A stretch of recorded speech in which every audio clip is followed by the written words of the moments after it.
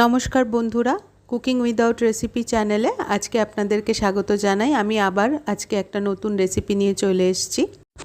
ঘরে তৈরি ছানা দিয়ে আমি এই রান্নাটা করেছি। এটা একটা রাজস্থানী রান্না, কিন্তু এটাকে আমি বাঙালিয়ানা রেখে নিজের মতো করে করেছি। আশা করি আপনাদের ভালো লাগবে। এই রান্নাটা করতে বেশি কিছু সামগ্রী লাগে না। আমি যে ছানাটা তৈরি করেছি ঘরেতে, ওটা একটু মশলাদার করে নিয়েছি। কেমন করে করেছি পুরোটাই আপনাদেরকে দেখাবো। প্রথমেই আমি নিয়ে নিয়েছি এখানে 500 ml মতো দুধ।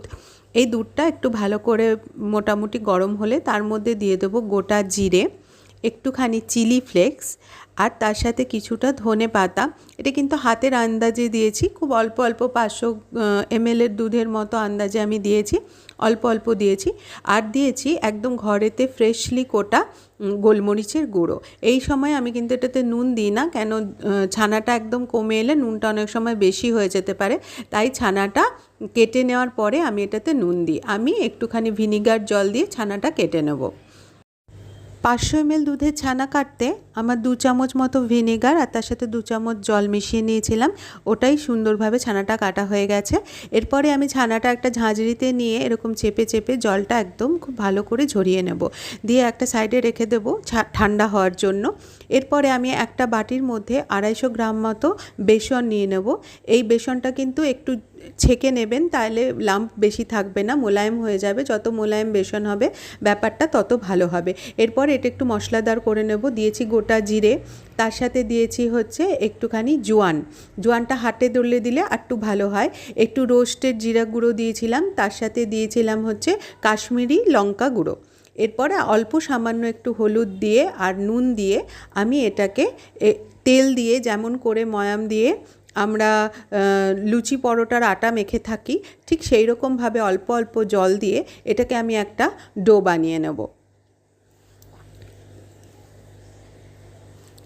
এই ডোটা বানানোর সময় খেয়াল রাখবেন একদম অল্প অল্পভাবে জল দেবেন, নাহলে কিন্তু এটা আটার মতো তো জল টানে না, বেসন একদম ল্যাটপ্যাটে হয়ে যাবে এবং ভীষণ বাজে হয়ে যাবে। তাই অল্প অল্প করে জল দিয়ে আস্তে আস্তে এটা মেখে নেবেন। তারপরে দেখুন আমি আরেকটু তেল দিয়ে এটাকে এবার কিছুক্ষণের জন্য ঢাকা দিয়ে রেখে দেবো। ততক্ষণে ছানাটা ঠান্ডা হয়ে যাবে। এবার এই ছানাটার মধ্যে অল্প নুন দিয়ে আমি খুব ভালো করে ছানাটা মেখে নেব। এই ছানাটার মধ্যে আমি মাখার টাইমে দিয়েছিলাম একটু কাজু গুঁড়ো, আর তার সাথে দিয়েছিলাম একটু কুচি করে রাখা কিশমিশ। এটা দিলে টেস্টটা আরও বেড়ে যাবে। নাহলে আপনারা শুধু ছানা দিয়েও করতে পারেন, শুধু ছানা দিলেও কোনো ক্ষতি নেই, কিন্তু এই কাজু বাদাম আর এই কিশমিশটা দিলে ছানার টেস্টটা আরও বেড়ে যাবে। দেখুন খুব ভালো করে মেখে নিয়ে আমি এরকম গোল গোল তৈরি করে নিয়েছি। এরপরে আমি ঠিক যতটা বড় ছানার বলগুলো করেছি তার থেকে একটু সামান্য বড় করে এই বেসনের বলগুলো তৈরি করে নেব। বেসনটা দেখুন খুব ভালোভাবে কিন্তু মাখা হয়েছে। এটা মাথায় রাখবেন, যত ভালো বেসনটাকে ঠিক করে তৈরি করতে পারবেন তত কিন্তু নরম হবে জিনিসটা, নাহলে কিন্তু এটা শক্ত হয়ে যায় অনেক সময়। তাই একটুখানি ভালো করে মাখবেন। দেখুন আমি এরকম বাটি তৈরি করে বেসন দিয়ে ওটার মধ্যে পুর ভরে দিলাম ছানাটার। খুব আরামসে হয়ে যায়, কেন এটাকে ময়ামটা দেবেন যখন একটু তেলটা বেশি করে দিলে এটা খুব সুন্দরভাবে তৈরি হয়ে যায়। এটা তৈরি করতে খুব বেশি কষ্ট করতে হয় না। আমি এইভাবে সবগুলো বল তৈরি করে নেব। তো আমি আরেকটা করে দেখালাম যাতে তোমাদের সুবিধা হয়। দেখো কি সুন্দর বাটিটা তৈরি হয়েছে, একটু কিন্তু ক্র্যাক ধরেনি। তো এইভাবে আস্তে আস্তে আমি বাটিটা তৈরি করে তারপর ছানার বলটা পুড়ে আমি মুখটা বন্ধ করে দিচ্ছি। তো এটাতে ক্র্যাক ধরলে কিন্তু বুঝতে পারবে ব্যাপারটা ঠিক করে তৈরি হয়নি। তাই ভালো করে মাখবে, বারবার বলছি, নাহলে কিন্তু জিনিসটা শক্ত হয়ে যাবে। তো এইবারে একটা ছানার বল এক্সট্রা বেঁচে গেছিলো, ওটা আমি গ্রেভিতে দিয়ে দেবো। আমি গ্রেভিটা অন্যভাবে করেছি, আশা করি তোমাদের ভালো লাগবে। এবারে আমি প্রায় 2.5 কাপ মতো জল ফুটতে দিয়েছিলাম একটা কড়াইতে।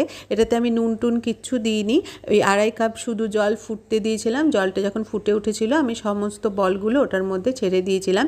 দিয়ে 5 থেকে 7 মিনিট আমি খুব ভালো করে এগুলোকে ফুটিয়ে নেব। হালকা হাতে একটু এপিটোপিট করে দেবো যাতে পুরোটা সেদ্ধ হয়ে যায়। দেখো কি সুন্দর হয়েছে। এইবারে এগুলোকে ভাজার পালা। এগুলো ভাজতে একটু বেশি তেলের প্রয়োজন হবে, মোটামুটি ডিপ ফ্রাই করার মতো একটু তেল দিয়ে নেবে কড়াতে। তারপরে এটাকে ভেজে নেবে। এইগুলো ভাজলে কিন্তু কড়াইয়ের তেলটা নোংরা হবে না, তাই ওই কড়াইয়ের তেলে তোমরা আবারও রান্না করতে পারবে, তাই তেলটা তোমরা তুলে রাখলে কোনো ক্ষতি নেই। এইভাবে দেখো আমি কি সুন্দর ভেজে নিয়েছি দুটো পিঠ। একটু সামান্য মনে রাখবে যেন পুড়ে না যায়। তারপরে আমি ওই তেলটা একটু তুলে রেখে বাকি তেলের মধ্যে আমি একটু জিরে ফোড়ন দিয়ে একটা পেঁয়াজ বাটা দিয়ে দিলাম গ্রেভির জন্য। পেঁয়াজটা খুব ভালো করে আমি ভেজে নেব। পেঁয়াজ বাটাটা খুব ভালো করে ভাজতে হয়, নাহলে কাঁচা স্মেলটা থেকে যায়। পেঁয়াজটা ভালো করে বাটার পরে আমি 2 চামচ আদা রসুনের পেস্ট ওটার মধ্যে দিয়ে দিলাম। তার সাথে দিলাম পরিমাণ মতো নুন, হলুদ, আর দেবো হচ্ছে যেমন জিরে ধনে গুঁড়ো দেয়, অল্প অল্প জিরে গুঁড়ো, অল্প ধনে গুঁড়ো, সমপরিমাণ জিরে সমপরিমাণ ধনে গুঁড়ো দিয়েছি।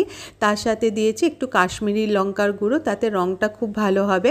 হ্যাঁ, আমার আদা রসুনের সাথে কিন্তু একটু কাঁচা লঙ্কা বাটা ছিল, তাই আলাদা করে আমি অন্য কোনো লঙ্কা গুঁড়ো দিইনি। এই কাশ্মীরি লঙ্কার রঙটাই এটাতে খুব সুন্দর একটা রঙ তৈরি করবে।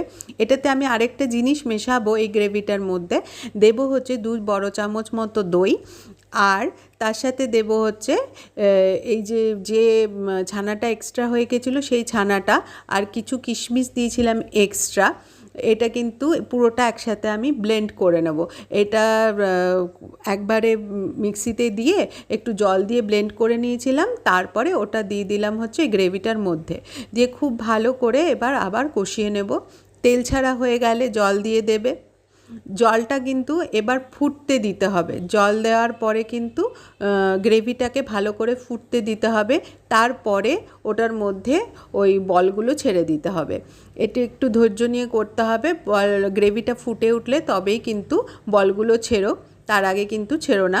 এবার একটুখানি নুনটাও টেস্ট করে নেবে, টেস্ট মতো নুন দিয়ে দেবে। দেখো একদম গ্রেভিটা ফুটে উঠেছে। এবার আমি আস্তে আস্তে বলগুলোকে ছেড়ে দিলাম এটার মধ্যে, দিয়ে আবার ওই 3 থেকে 4 মিনিট একটু ফুটিয়ে নেব।